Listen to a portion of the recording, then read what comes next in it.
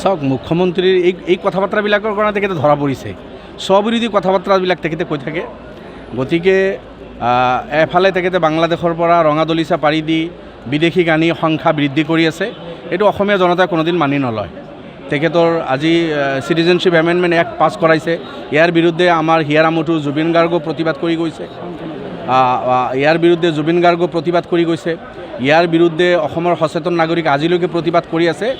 বিদেশীৰ বোজা অসমে নলয় যিসকল বিদেশী বাংলাদেশীক ৰেড কাৰ্পেট বিচাৰি দি কাৰ জৰিয়তে চিটিজেনশ্বিপ দিছে এইটো ডাঙৰ অপৰাধ পলিটিকেল অপৰাধ কৰিছে তেখেতে এটা কথা আনফালেদি ভাৰতীয় নাগৰিকক তেখেতে হাৰাশাস্তি কৰা এখেতেই নহয় এখেতৰ আগতো কৰিছে কংগ্ৰেছেও কৰিছে এজিপিও কৰিছে আজি বিজেপিও কৰি আছে তৰুণ গগৈ ডাঙৰীয়াৰ কাৰ্যকালতো লাখ লাখ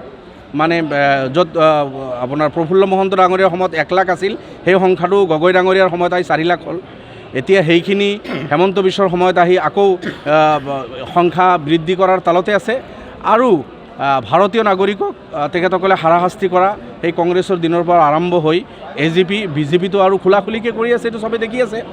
এফালে ভাৰতীয় নাগৰিকক হাৰাশাস্তি আনফালে বাংলাদেশী বিদেশীক 71ৰ পিছৰ সেইসকলক আনি চিটিজেনশ্বিপ এমেণ্ডমেণ্ট এক্টৰ জৰিয়তে নাগৰিকত্ব দিয়া এইটো মানে জনগণে দেখি আছে আৰু ইয়াৰ শাস্তি ভুগিব লাগিব এই চৰকাৰে মই কৈছোঁ পৰিণাম চাব দিছোঁ যে আপোনাৰ আগত যিবিলাক ৰজা বাদশাহ গৈছে যিসকল অত্যাচাৰী আছিল যিসকল স্বৈৰাচাৰী আছিল যিসকল সাম্প্ৰদায়িক আছিল যিসকল ঠেক মনোভাৱৰ আছিল যিসকলে সংবিধানৰ শপত খাই সমভাৱ দৃষ্টি ৰাখিম বুলি কৈ পক্ষপাতিত্বমূলক আচৰণ কৰিছে সেইসকলৰ পৰিণামৰ কথা মই কৈছোঁ কেইটামান এক্সাম্পলহে দিছোঁ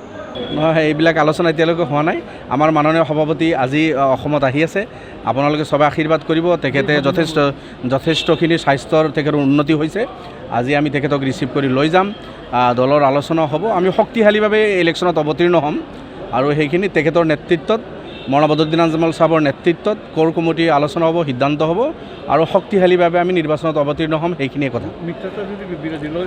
না আজি এতিয়ালৈকে কোনো আলোচনা তেনেকৈ একো হোৱা নাই পিছলৈকে জনাম আপোনালোকক